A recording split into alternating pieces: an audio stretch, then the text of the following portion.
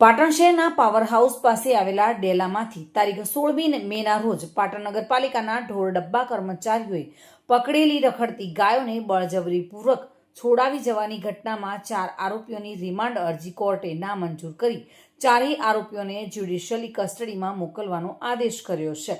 આ ઘટના અંગે સેનેટરી ઇન્સ્પેક્ટર આસમાન પાલે ફરિયાદ નોંધાવી હતી, જેના આધારે પાટણ એ ડિવિઝન પોલીસે ચારેય આરોપીઓની ધરપકડ કરી હતી.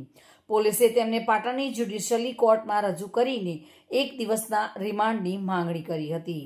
જોકે કોર્ટે પોલીસની રિમાન્ડ અરજી નામંજૂર કરી હતી અને આ કેસની કલમો સેશન ટ્રાયબલ હોવાથી આરોપી આ ટૂંક સમયમાં જ સેશન કોર્ટમાં જામીન અરજી દાખલ કરશે.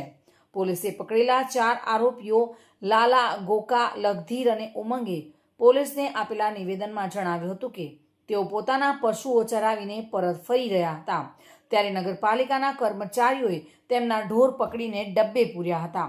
આરોપીઓએ વધુમાં જણાવ્યું હતું કે કર્મચારીઓએ તેમની સાથે ગેરવર્તન કર્યું હતું અને તેમના ઘર ખર્ચનો આધાર આ ગાયો પર હોવાથી તેઓ આવેશમાં આવી ગયા હતા, જેના કારણે તેમણે ઢોર ડબ્બામાં પૂરેલી ગાયોને છોડાવીને લઈ ગયા હતા.